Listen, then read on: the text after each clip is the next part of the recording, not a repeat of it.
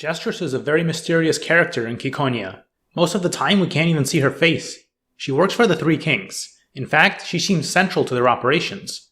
However, she doesn't care for their ideology, she's only acting out of necessity. There is some nightmare she wants to erase. Somehow the Three Kings enable her to do that. Somehow, doing so will be humanity's victory. Achieving this is worth billions of lives to her, including her own. I can't help but notice that this behavior sounds exactly like a murder program. Eraser Meow says that Meow is a murder program and somehow causes him to see a vision, which is followed by instructions. The vision seems to be intended as a world-ending horror, and the instructions say that some specific person must be killed to prevent this. It's so important that any collateral damage is fine.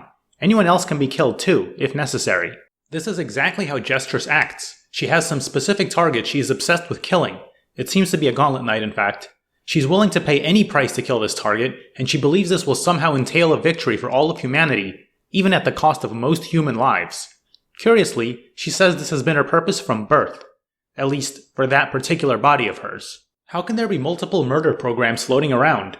What does Jesters have to do with Meow? The common point between the two is Tojiro. Let me give more thoughts on the details of the murder program. Recall that, when demonstrating for Meow, Eraser Meow asks him to look at somebody's face. We don't get to see the face, but afterwards the factory rolled vision starts. In my video on Meow's triggers, I put forth the idea that the unspecified person that Meow is supposed to kill is in fact whosever face he is shown at the start. If that's true, the face itself can't be the trigger. It could work with any face. The real trigger is something else. I'd guess the image of Meow cut in half. Anyway, all this is important because you have to wonder how this trigger is really supposed to work. Eraser Meow is messing with it in order to make a point, but what was supposed to happen without his interference? I believe that somebody else is supposed to manually activate the murder program. One person is the weapon, and the other is the handler. The handler decides on the person to kill, and then activates the weapon. Meow is the weapon, and his handler is Tojiro. Jesters too is a weapon. Who is her handler? She already seems to be activated. It seems like she was activated her entire life. I believe this handler-weapon arrangement was meant to be passed down through an arbitrary number of generations. That's pretty fitting for When They Cry stories. It's like this. At some point, somebody interfered in the timeline, became a handler, and made their child into a weapon. However, the interference might be in the wrong generation. Maybe the person to kill hasn't even been born yet. So, if the handler can't find that person, eventually they give up and turn their child into a handler. Now their child has to have their own child and turn them into a weapon. Now there's a new handler and a new weapon, and the process repeats. The target will eventually be found, no matter what generation they show up in. Now, Tojiro is said to have an ex-wife. He says that she has since retired to her hobbies. I'd say his ex-wife was the person publicly known as Veer, who now seems quite absorbed in her interests. Based on her description, she doesn't really sound like she would get married or have kids, but who knows. However, what if Veer was a congenital parallel processor, CPP? She had another personality, now called Jesters. Veer/Jesters had their murder programs activated. That's where things get complicated. The murder program isn't really mind control, it's more like emotional manipulation. It shows a scene of horror and tells you how to avoid it, but that relies on getting a negative reaction. Instead, I believe Veer became fascinated by what she saw of the factory world. She had no interest in trying to prevent it. According to Seshat, Veer was trying to solve the puzzle of the third missing link. At least, that's one way to parse this sentence. One common meaning of the term missing link is an undiscovered predecessor species to humanity. We know it must have existed because we found evidence of even earlier evolutionary predecessors, and obviously we exist now. So there must have been something in between. If Veer saw a prophecy showing the next stage of human evolution, but doesn't know how to reach that stage, then this is also like a missing link. She knows we exist now, and she knows what form we will evolve into, but she doesn't know what's in between. In other words, the next missing link is whatever makes the factory world possible. Why it's the third missing link and not the second, that I can't say. Anyway, Veer was fascinated by this, but Jesters may have had a different opinion. Due to this, Veer physically cloned herself and transferred the Jesters personality into this new body. Having a new brain was also useful to do P3 training and become a gauntlet knight. This way, Jesters was executing a murder program right from birth.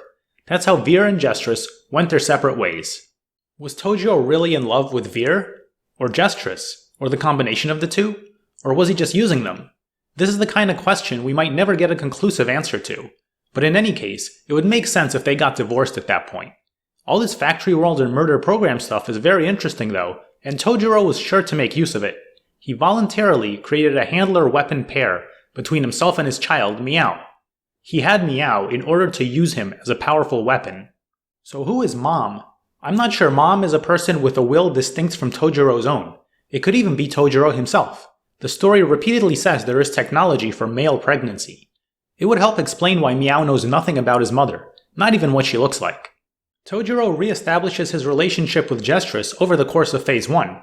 Again, it's not clear if this is out of genuine attachment or just because it's useful to him. He does get her to show him her face. He says it reminds him of when they first met, presumably referring to Veer, although it's questionable whether Veer was even that young when they met. He could just be flattering her by implying that she'll continue to look youthful for a long time. And getting a good view of her current face could have a more sinister purpose. Remember, I think the murder program can be targeted at whoever the handler wants. It's like a death note. Now Tojiro has this tool in his back pocket. He can get Meow to kill Jesters if he wants, by showing him her face while triggering the murder program.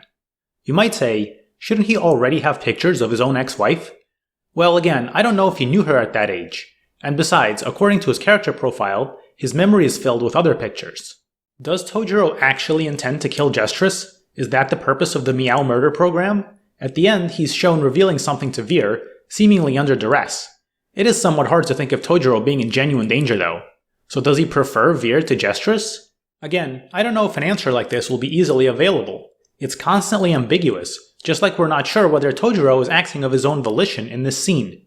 But he certainly has powerful tools at his disposal to achieve whatever his heart desires. So maybe Tojiro is taking advantage and trying to use this murder program for his own ends.